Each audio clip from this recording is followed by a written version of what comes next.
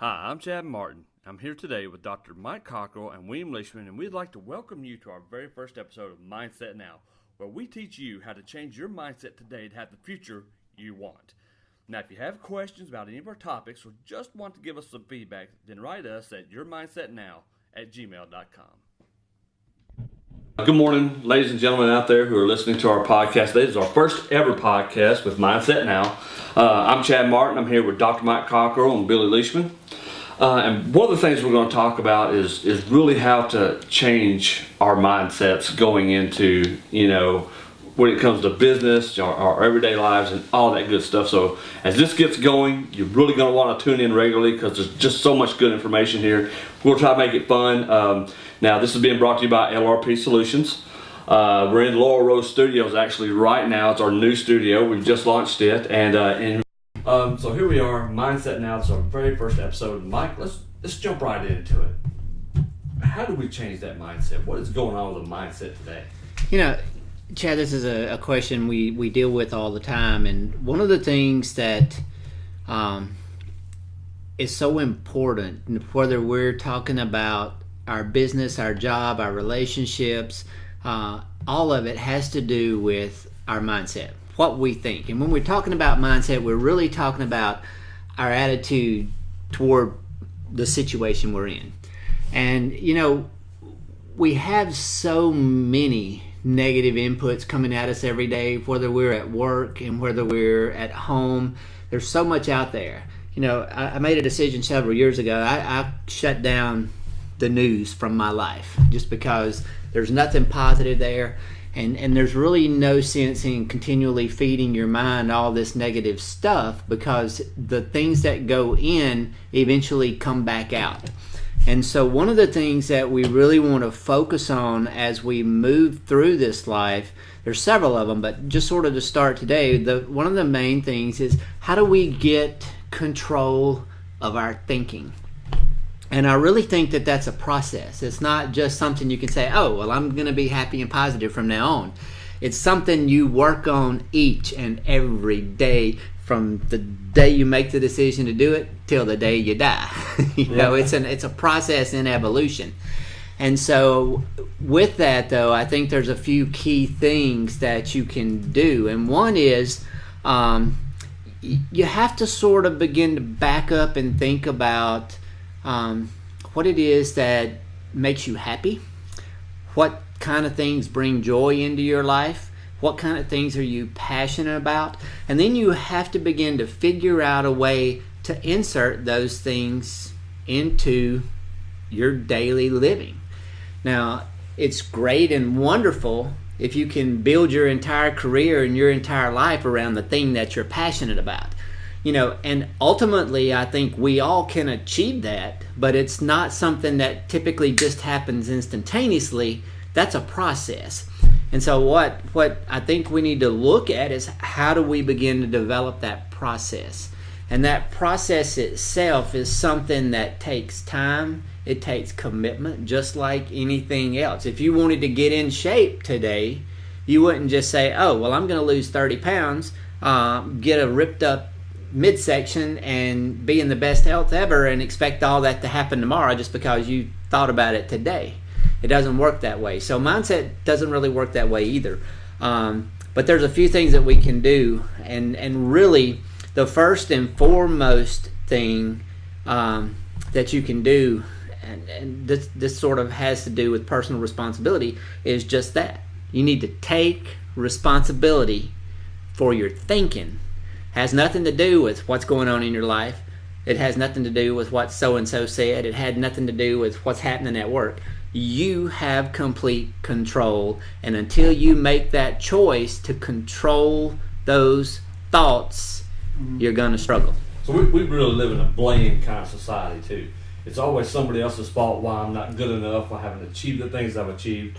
We always want to lay blame. It's always something else that affects it, when really, and what you're saying, I believe it starts right here with us. Yeah. If you're thinking that way, you're missing the point, because that kind of thinking is crap. We make choices each and every day.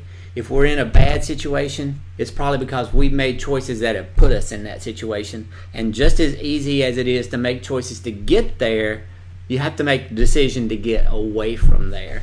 There's an old saying, and I've heard this over and over and over for years, is that you become the sum total of the 5 people you spend most of your time with. So think about that.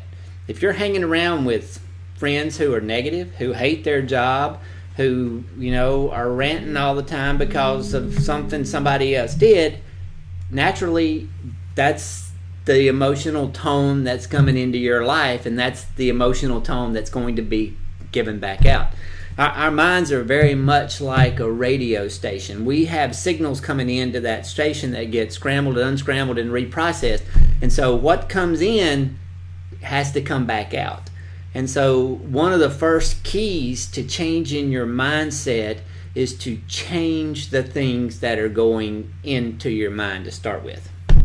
I think it's funny that you said you cut out watching the news, right? Right. That's one thing that does depress me. Whenever I think of the future, I try to think of, plan for the future, and I want to see myself successful. Start to think, well, is there even going to be any success to be had, in the near future? When you watch the news about how the economy could collapse at any minute, or how we could be entering World War III, that's something that I just sit back and I'm like, well, should I even be trying anymore if we're, all doomed anyway? And I think what else is sad about that is it seems like it's the cool thing to do is be negative. It seems like it's the cool thing to go out and lambaste somebody or run something else down. We see it with movie reviewers all the time. They may or may not legitimately like a movie, but it's really cool if they can go out there and use big words and run that movie down. That's the mindset they're in, is to tear it down, and that kind of filters around to everybody else. So, and it goes back to what you're saying. Again, it starts with the person saying, I've got to get out of that, right, and get those people out of my life, whether it's not reading those reviews or getting rid of the news, like you were saying. Change happens incrementally in our lives. Every now and then you'll make a big step, but more often than not, what has happened is you've made a lot of little steps, and then all of a sudden there's this leap. And so it's not the leap the leaps are fun, the leaps are great, but it's the little steps along the way, climbing that ladder, is what actually prepares you to make the leap in the first place. When you start looking at the future, now I believe in planning. I think it's fine to look ahead. You have to set intentions, you have to look forward, and I've done a lot of blog posts about those types of things in some of my writing. But what you have to understand is there really is no future. There's no past. The past is gone. You can't do anything about what's in the past. You can't do anything about what's coming in the future. You just have now. And so one of the key things to really developing a healthy mindset is to begin to shape that focus so that you begin to focus on now.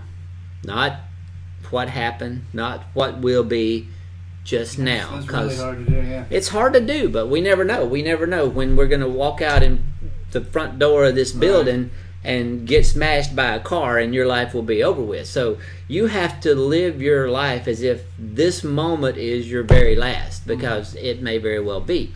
But the other thing that I think is critical is that you have to start somewhere. So if you have something, for example, a negative friend, a negative roommate, somebody who really brings you down, the first thing you have to start doing is figuring out how do you separate yourself from that, because you're making a decision to stay there versus leaving it behind.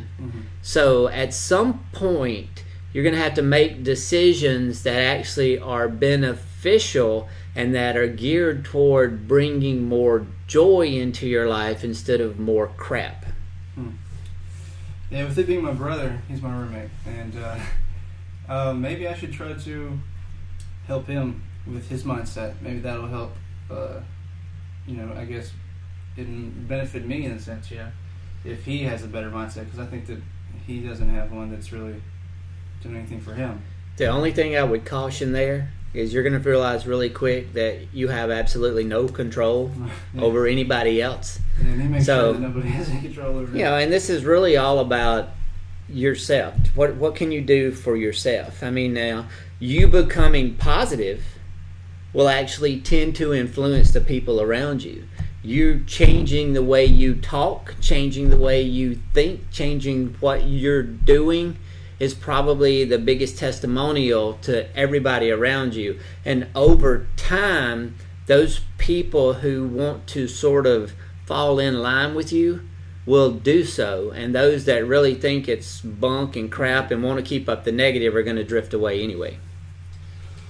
We can take a quick break and be right back.